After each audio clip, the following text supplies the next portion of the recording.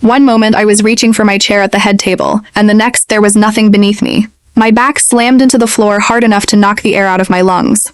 A water goblet burst against the tile, and shards skidded across the marble while a sharp sting opened across my palm. Then the entire ballroom went dead quiet. 200 wedding guests, chandeliers blazing overhead, music cut short by the sound of my body hitting the floor, all staring at the same thing. My sister Delphine in her ivory wedding gown, still clutching the chair she had just pulled out from under me. I pushed myself up, hand throbbing, glass glittering around me. Delphine leaned down just enough for me to hear her. "You do not belong at the family table." Across from us, my father Walter sat in his wheelchair, face tense, knuckles white. Then he brought his good hand down against the metal armrest 3 times in a sharp, furious rhythm. No, no. At the far side of the table, Delphine's new husband Julian stood so abruptly his own chair nearly tipped over. Under the reception lights, all the color had drained from his face. "That's enough," he said. Then he looked at Delphine and asked the question that froze her in place. "Do you want me to tell them what really happened?" And just like that, the truth that had been building for 6 weeks was standing in the middle of the ballroom with all of us. It had started in a speech therapy waiting room that always smelled faintly of old coffee and disinfectant. I was 39 and working operations at a rehabilitation hospital. Every Tuesday, I took my father to his appointments. I managed the schedules, the medications, the transport, the forms, the billing questions, all the invisible work that keeps a stroke survivor's life from falling apart. My mother, Helene, always had a reason Delphine couldn't help. She was busy, she was overwhelmed, she was trying. Somehow, patience was always reserved for my sister. Expectations were reserved for me. That night, I was sitting at my kitchen table reviewing Dad's care records, something I'd been doing more carefully ever since his stroke. I had a binder going. Appointments, expenses, pharmacy slips, home modifications, therapist notes, every detail organized. That was when I found the first thing that didn't make sense.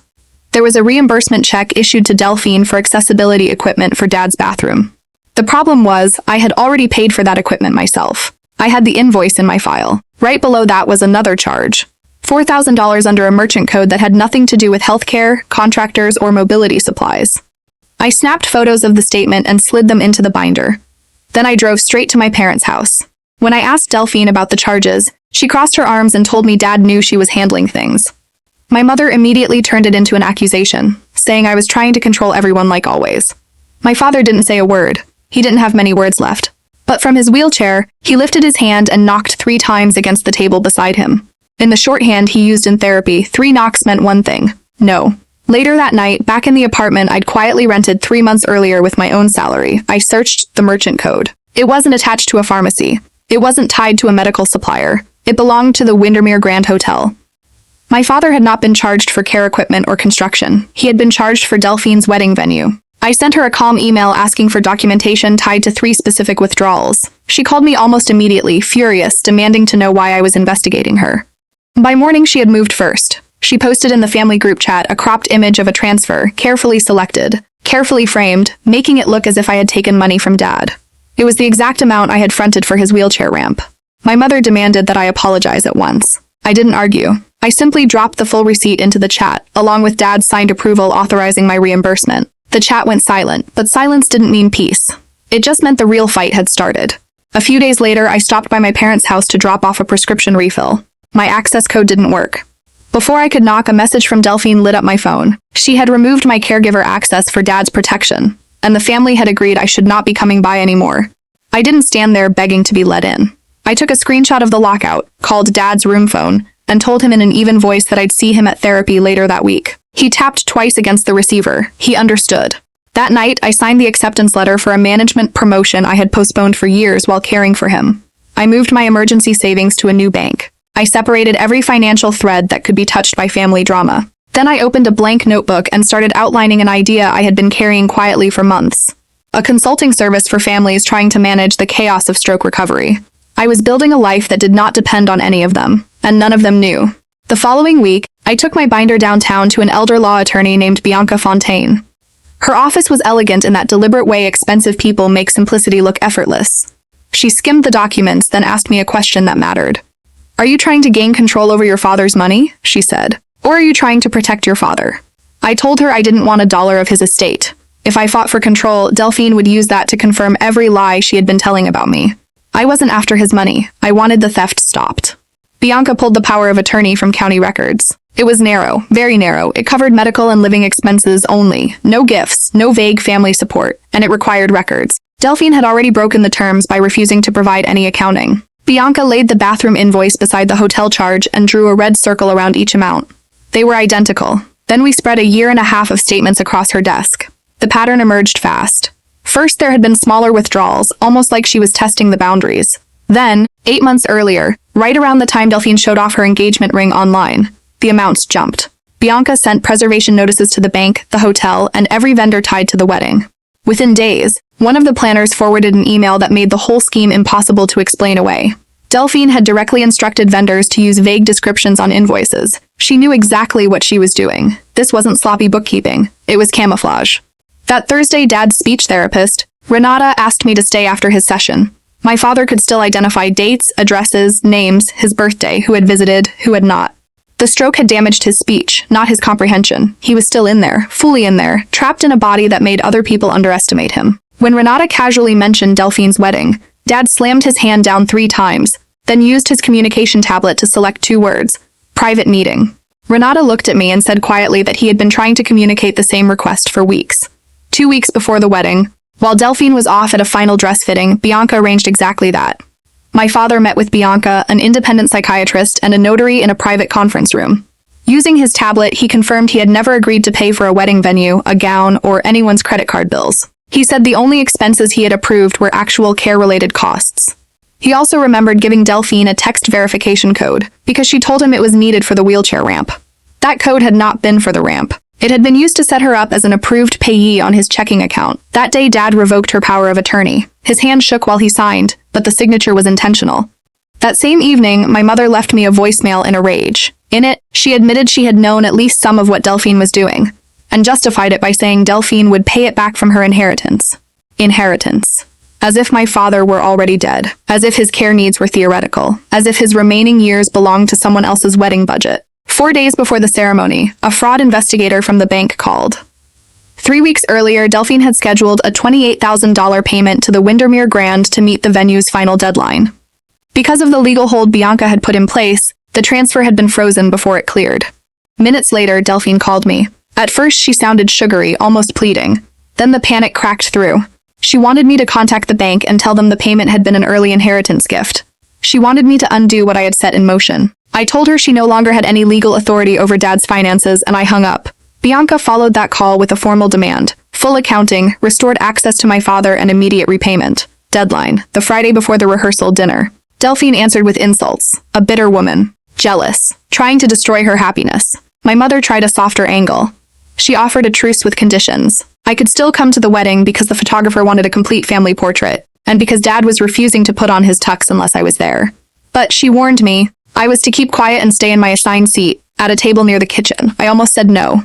Then my Aunt Josephine sent me a picture of Dad's tablet. Please come sit with me. That ended the debate. I left my evidence binder in Bianca's office. I arranged my own ride. I brought no present. Before I left my apartment, I dropped my key into my clutch so I could feel it there.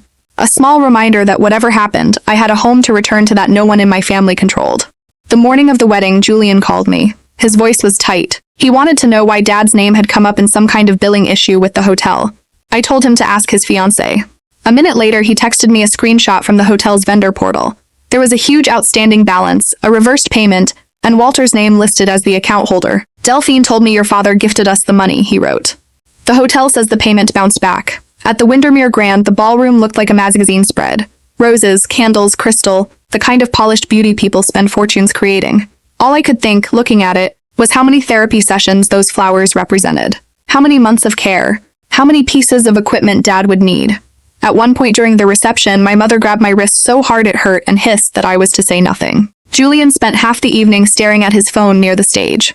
When I pulled him aside, he admitted Delphine had sworn the money was a gift. I told him if that were true, she should have no problem letting Dad confirm it himself. At the seating display, I found my place card exactly where my mother had promised. The overflow section near the service doors. Then from across the room, my father struck the armrest of his wheelchair 3 times. Aunt Josephine heard him before anyone else did. She waved over a staff member and asked for a chair to be added at the family table. I started walking toward it. Delphine cut me off before I could sit.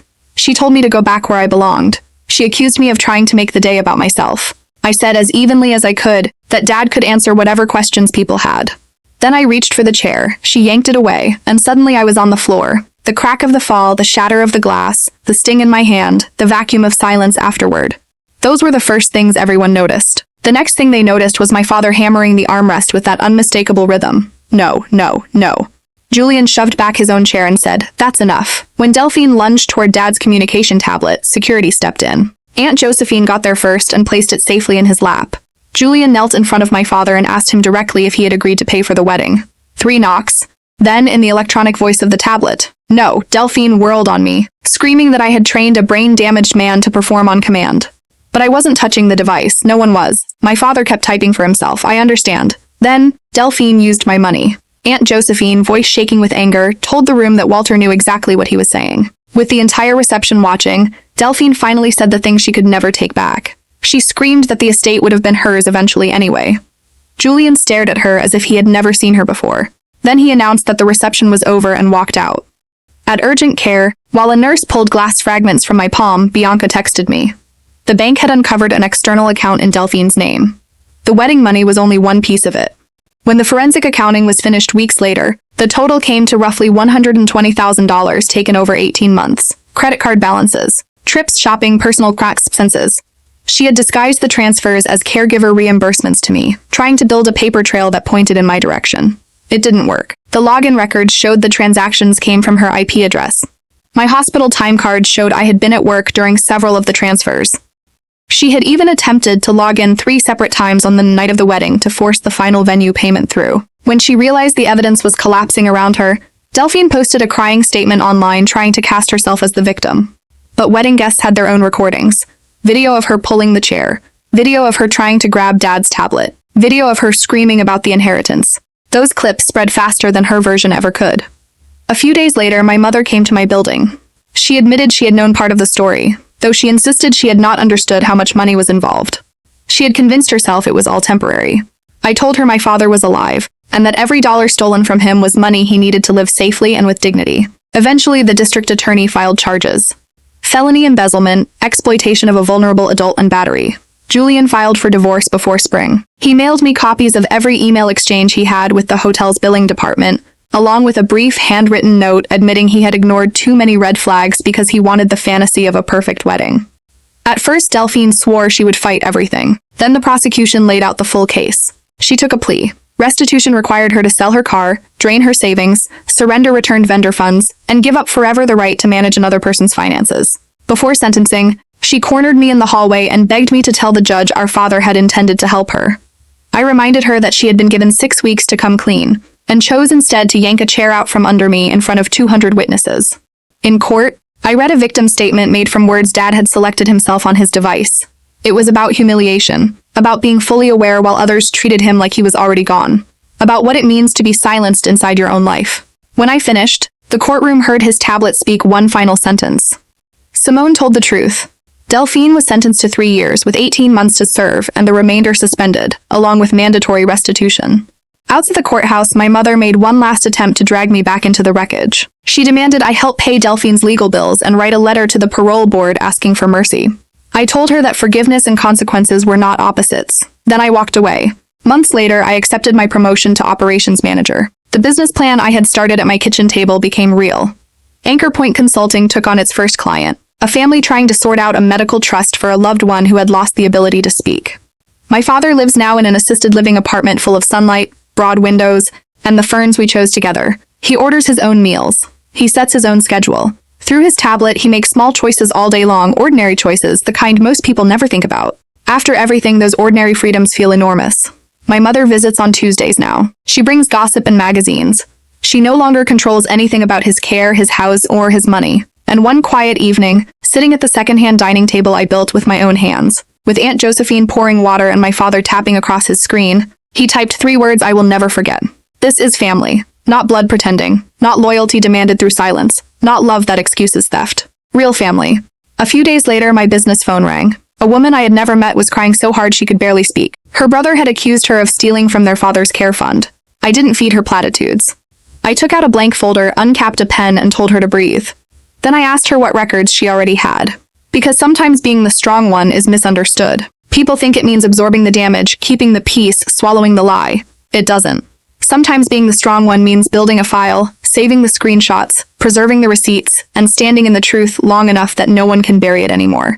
If this story hit home, tell me where you're listening from. I always love hearing where people are in the world.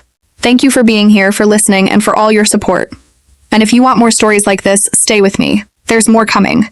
Until next time, be gentle with yourself, and stay strong. If you want, I can also do a second pass in one of these styles. More cinematic, more emotional, more concise, or more like a viral YouTube narration.